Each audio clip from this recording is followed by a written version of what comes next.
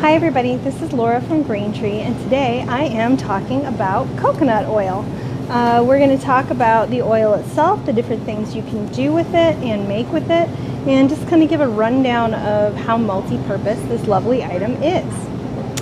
So, first things first, it is a saturated fat, and I know saturated fat automatically sounds bad, but saturated fat is a fat that is going to be solid at room temperature, is essentially the easiest way to tell. And coconut oil, if it's unrefined, will be solid like this at room temperature. It's primarily made up of MCT, which is medium chain triglycerides, and one that I have trouble pronouncing, but lauronic acid or lauric acid. I never feel like I'm saying it right. But those are the two main things that are in coconut oil. And we'll talk a little bit about MCT separately as well. But the upshot is coconut oil, because it is made with a lot of these medium chain triglycerides, or rather they're naturally occurring, it is easier to burn than other types of fat, basically because the molecules are shorter. So they're easier for the body to break down. Now, easier to break down does not mean you can eat as much of it as you like and the calories won't matter. That isn't true. You could use it as a replacement for other types of fats that are harder to burn, and you'll have a net positive effect that way. But it is still fat, and you can't just go ahead and eat the jar with a spoon if you don't want to have the effect that you'd have if you went and ate a stick of butter as a snack. So that's coconut oil. Now, MCT can be removed and separated from coconut oil. It's also sometimes referred to as liquid coconut oil, and it's gone through a practice called fractionating or fractionation, which essentially is the two different parts of the oil, and this can be done with other oils besides coconut, but the two different parts of the oil have different melting points, and so it's heated to a degree and then allowed to cool, and the parts that are solid when they're at room temperature or cooler are separated out, and you end up with a liquid, which you probably can't hear it, but when I shake this is liquid like it was a bottle of water or something like that, and it will remain that way even when it's cool because these MCT portions have been separated out.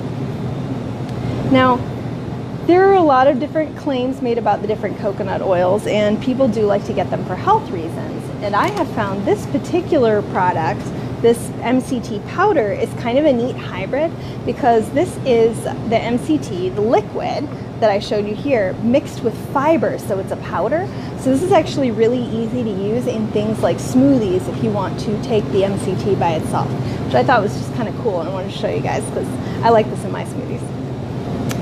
All right, so there's a lot of different ways to use it, and I'm going to go into the non-food ways first because I think a lot of us are familiar with eating and cooking with coconut oil. So probably the easiest thing to do is just take the coconut oil like this and use it as a conditioner on your hair.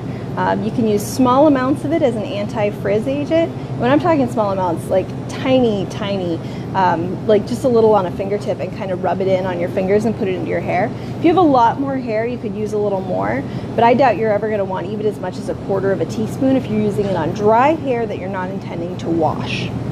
On your skin, you can just use it straight up as a lotion. Just go ahead and rub it in.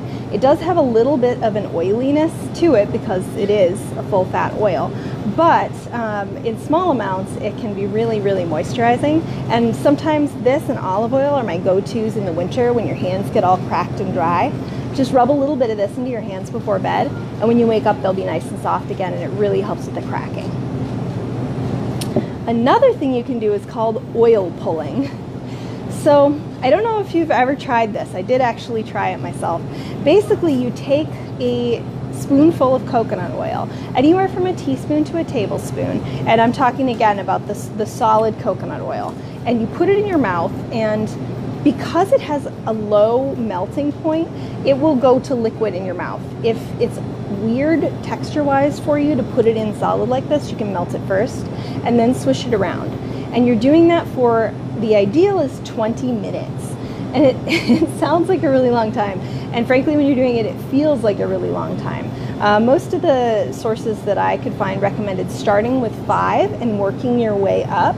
But even 5 to 10 minutes actually does have some benefit because coconut oil has a lot of natural antibacterial properties, and it can help with And this is, I'm going from, you know, sources that I found. I'm not a doctor, but it can help with gingivitis, it can help with bad breath, it can help prevent tooth decay, which is why you'll also find it in toothpastes. Like, it actually comes pre-mixed into toothpaste now. This is a charcoal clay coconut oil combo that you can get, and I really like this. I find it has a pretty immediate whitening effect, and that's one of the other benefits of oil pulling is whitening of the teeth. What it does is the molecules in the fat bind to all the little bacteria and other things in your mouth and sort of pulls it out into the oil. The other thing that happens when you're doing the oil pulling is it will cause saliva production, and you'll end up with more liquid in your mouth when you're done than when you started. So that's why you only want to start with maybe a teaspoon and work your way up to a tablespoon, because it will sometimes as much as double in the amount that you have in your mouth, and it can be hard to keep it in there and swish it without swallowing if you have too much volume to start with. And then the last tip on oil pulling is when you're done, don't spit it down the drain. Don't spit it into your shower or your toilet or your sink, because it'll solidify if there's cold water and it can clog up your pipes. So the ideal is to spit it into the trash when you're done, because otherwise you really run the risk of making a mess of your bathroom or your kitchen when you spit it out. So that's oil pulling. It's kind of a neat thing you can do with coconut oil. Oh, and another thing that you can do is actually make body care products. I've made different kinds of body butters, lotions, salves. You can even make deodorant using coconut oil. Again, because it's an oil that has this nice property of solidifying at room temperature, especially when you mix this with something like beeswax, you're gonna get a really nice firm texture for stuff like chapsticks and deodorants. So it's really handy for making your own body care products. It even has some natural SPF to it if you just use it by itself as a sunscreen, but it's pretty light. So if you have the option of an actual sunscreen, you should probably go with that, but if you don't, this will help in a pinch. All right, so that's the body care stuff and the medical stuff. There's different ways that you can use it too, but those are some of the basic ones and the ones that I found that had the most actual science behind them. So you can go ahead and use it as a scrub. This is one other one I'm going to throw out there. This is actually an edible scrub. For your feet, mix it with salt, about 50-50. And this works well because the salt is going to be kind of abrasive, but the coconut oil is moisturizing, and it'll help soften that skin. So you can use it as a nice little scrub on your feet that isn't going to have a whole bunch of weird chemicals in it and a bunch of weird smells. If you have issues with that kind of thing, you could add a few drops of tea tree oil. That can be really helpful with foot problems in my experience. So salt and coconut oil, great foot scrub. So let's say you want to use it on your body. The salt is going to be really abrasive and kind of drying. So if you want to use it as a scrub on your body, mix it with sugar. Again, you can go about 50-50. And especially if you keep this in a jar in your bathroom, if it's warm in there or if it's in the shower, it's going to melt pretty easily. I mean, in a hot kitchen sitting on the counter, coconut oil can liquefy. It doesn't require a lot of heat to get that scrub texture. So once you take this out and start rubbing it in your hands and rubbing it on your arms or wherever you're using it, it's going to melt right away and have a nice soft texture. So sugar scrub and salt scrub is another thing that you can do that's kind of bridging the gap between body care and edible, because there's nothing in there that you couldn't eat if you wanted to. Now you can also use coconut oil in cooking. Because it's a saturated fat, as I mentioned earlier, you can use it in high heat cooking, which is why I love it for popcorn. You can get it pre-made like this. This is actually pretty good. It's like a lightly sweet, salted popcorn made with coconut oil. And this is what I use when I make popcorn in the store, is coconut oil.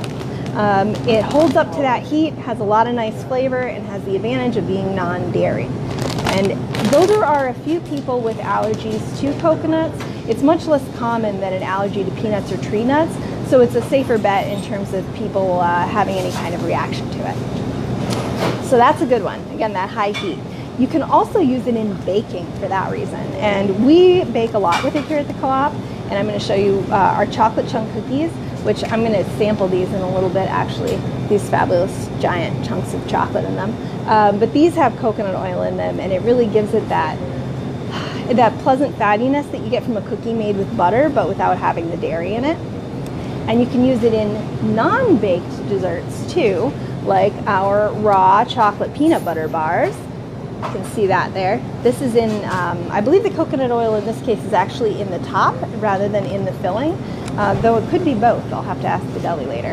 I'm going to sample this too, so if you need a little bit of a treat today, come down and try some of our coconut oil treats from the bakery. And let's see, oh, this is a favorite of mine, truffles. So you know how they have that velvety smooth center with chocolate truffles?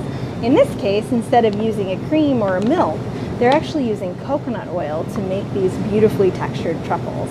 And the nice thing about it is, if you want to check out more, you can kind of see on the back here. It's grown by collectives of people in Kerala, India, in this particular area, and it really helps with the sustainable development of that region without doing any kinds of really negative agriculture. So this is a good option, these lovely truffles. They taste good, they've got coconut oil, and they're good for the area where they're made. Let's see. Oh, sauteing. Sauteing is something that coconut oil is great for. I like to do it especially if I'm doing a dish that has more of an Asian flavor or an Indian food, because it fits with the flavor combination of the herbs and spices you'll typically be using when doing that kind of cooking. It has that delightful, satisfying taste of butter without introducing dairy into the dish. So it works really well for that as well.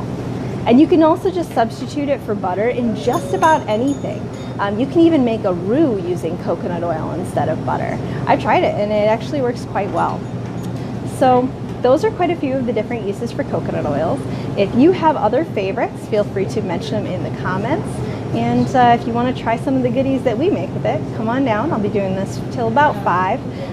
And I hope you guys all have a great Tuesday. Thanks for watching. Bye.